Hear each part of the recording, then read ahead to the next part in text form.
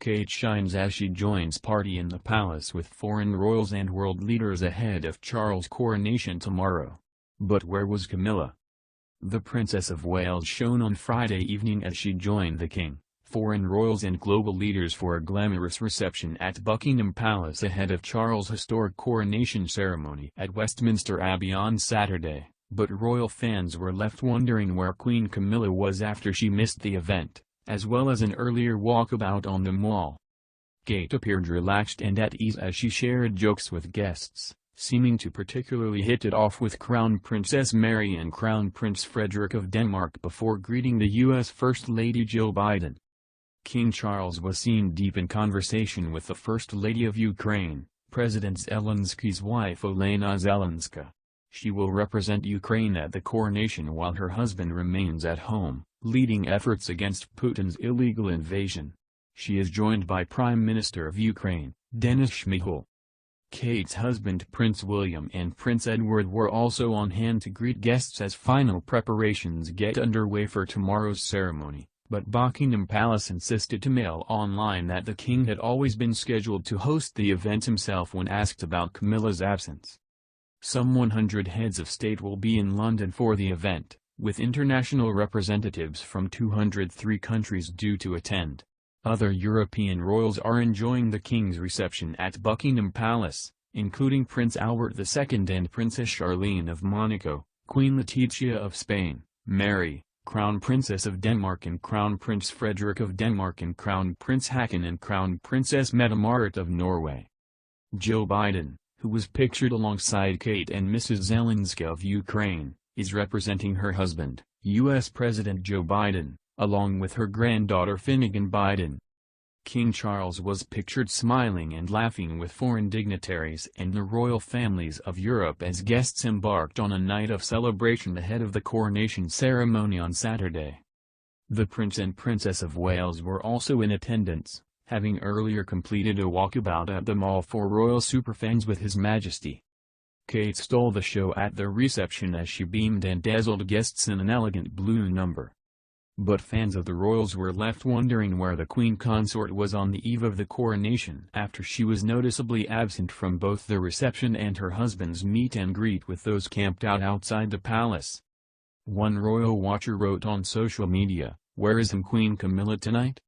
A second replied, "Where has she been all day?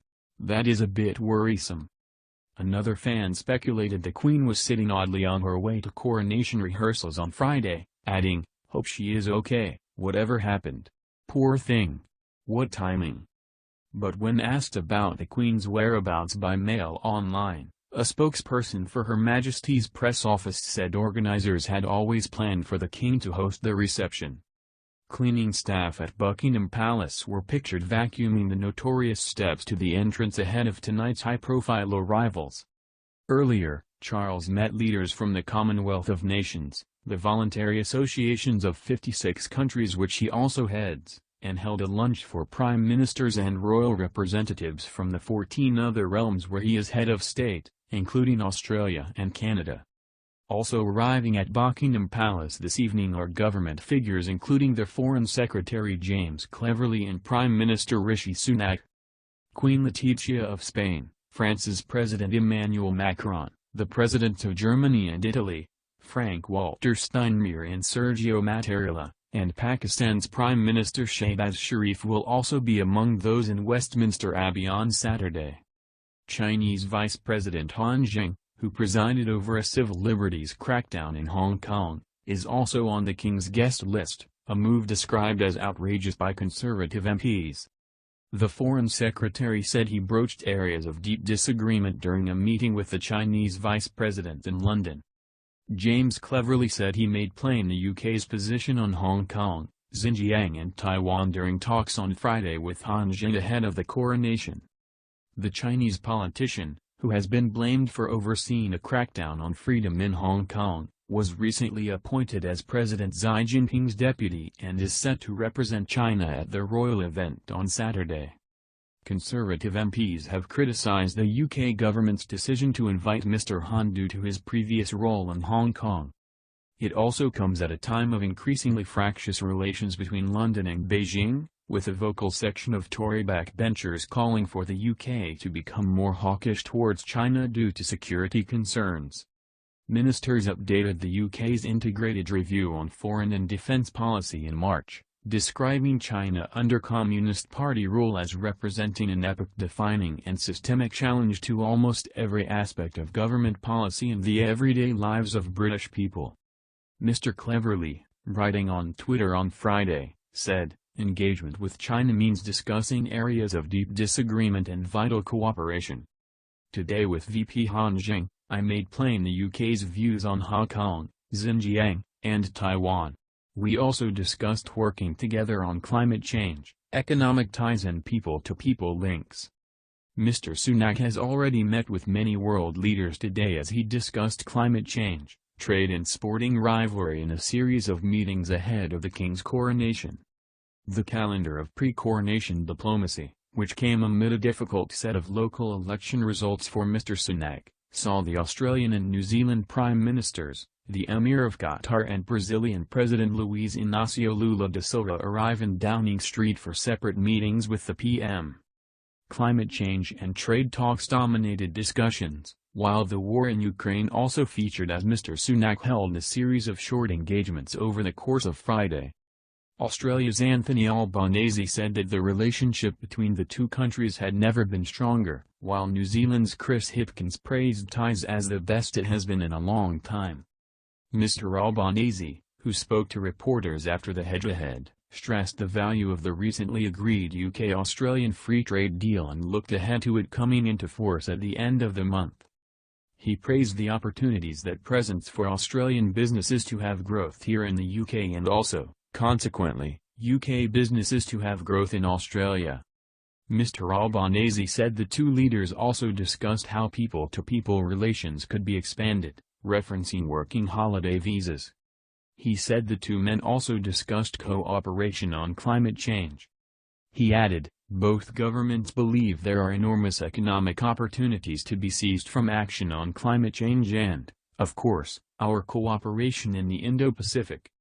He praised, too, the bipartisan nature of climate action in the UK, adding, "It should be in Australia as well." Mr. Albanese also added he was glad the free trade deal has been completed in time for the King's coronation, which he called a historic event of enormous significance.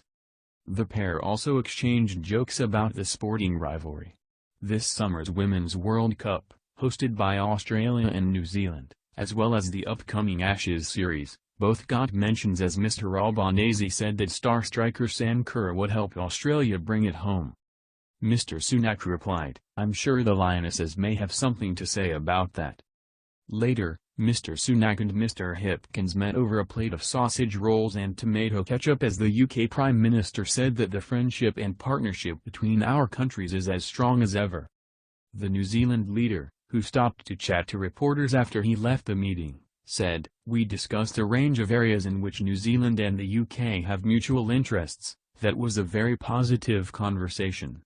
He said the pair discussed the implementation of the free trade agreement between the countries, calling it a significant milestone and a significant future opportunity for us to grow trade between both of our countries. The meeting between Sheikh Tamim bin Hamad Al Thani and Mr. Sunak saw the Prime Minister stress the close partnership on issues such as the war in Ukraine and regional security, while the Qatari leader spoke of the importance of last year's World Cup, saying the country was very proud of the success of the footballing competition. In a statement, following the meeting with the Emir, a Downing Street spokesman said, "The leaders discussed the exciting opportunities to deepen cooperation between our two countries, including through greater investment in strategic industries such as the partnership between Qatar and Rolls-Royce to invest in groundbreaking green engineering projects." They highlighted the unique joint RAF squadrons operating in Qatar and committed to further develop our defense cooperation. Turning to international affairs, the leaders shared their deep concern at the unfolding conflict in Sudan. They stressed the importance of diplomatic efforts to facilitate talks between the parties, to end the violence and transition to a civilian-led democratic government. The Prime Minister also welcomed Qatar's principled support for Ukraine in the face of Russia's invasion, and they agreed our governments would continue to work together to support Ukraine's defense and recovery. Amnesty International UK criticised Mr Sunak for his meeting with Sheikh Tamim.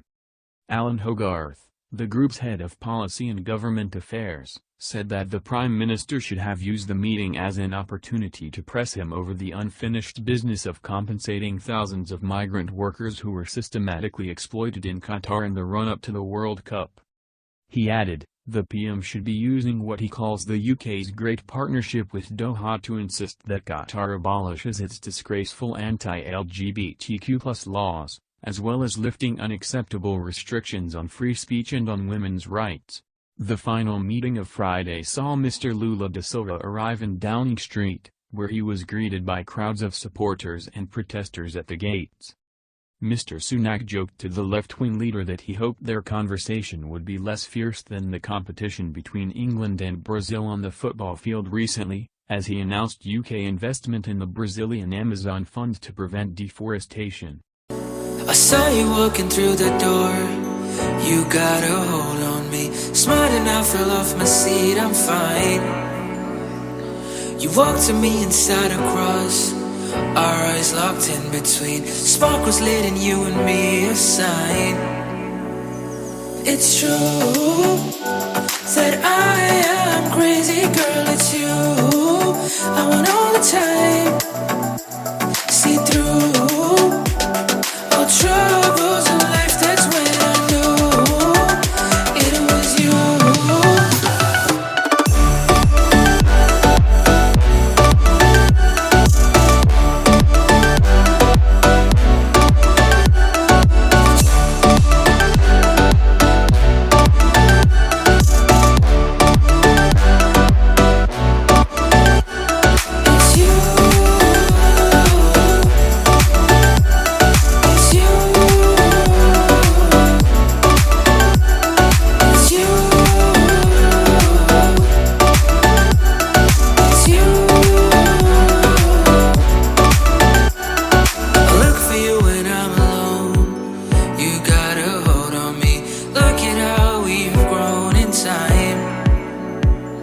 Maybe we should go away, escape these city lights and find a place in the